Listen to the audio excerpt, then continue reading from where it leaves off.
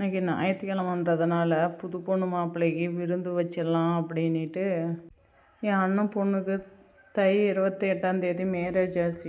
அந்த பொண்ணு மாப்பிள்ளைக்கு தான் விருந்து வைக்கலாம் அப்படின்ட்டு மீன் வாங்கின்னு வந்தேங்க. அதை க்ளீன் பண்ணி இஞ்சி பூண்டு ஒரு முட்டை உடச்சி ஊற்றி கார்ன்ஃப்ளவர் ஒரு எலுமிச்சை பழம் எல்லாம் புழிஞ்சு விட்டு நல்லா கலக்கி அதை எடுத்து தட்டில் வச்சு கொஞ்ச நேரம் வெயிலில் வச்சிங்கன்னா வரன்னு இருக்கும்.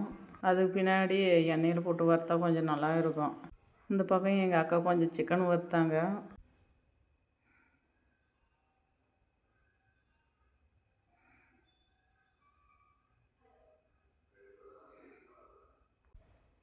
எடுத்தும் போய் வெயிலில் ஒரு ஆள் காவலுக்கு வச்சுட்டுங்க. ஏன்னா அது காக்காது கவ்வின்னு போயிடும் அப்படின்றதுனால.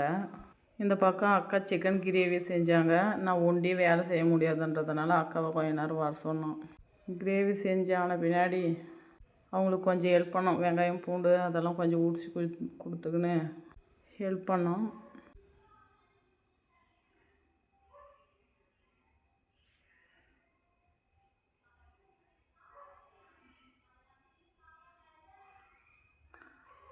சிக்கன் கிரேவி முடிஞ்சதையும் மீனை எடுத்துன்னு வந்து வறுத்துக்கலாம் அப்படின்ட்டு எண்ணெய் காய்ஞ்சதையும் ஒவ்வொரு மீனை எடுத்து பொரிச்சிங்க.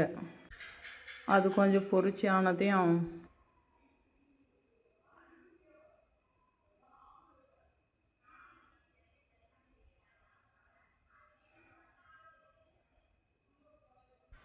மீன் பொரிச்சானதையும் இட்லி ஊற்றி வச்சிடலாம் அப்படின்ட்டு மாவெல்லாம் கரைச்சி இட்லி கொஞ்சம் ஊற்றி வச்சுட்டு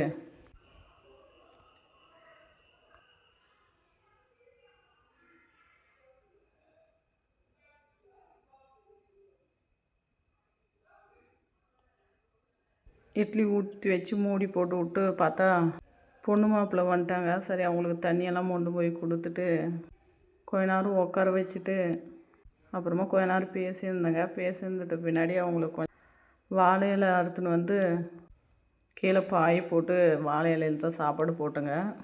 ஃபஸ்ட்டு ஸ்வீட் வைக்கணுன்றதுனால உளுத்த வடை ஸ்வீட்டில் செஞ்சுங்க. காலையிலே நான் மட்டன் குழம்பு செஞ்சுட்டேன். அதனால ஆளுக்கு 2 இட்லி வச்சு மட்டன் குழம்பு வச்சுங்க.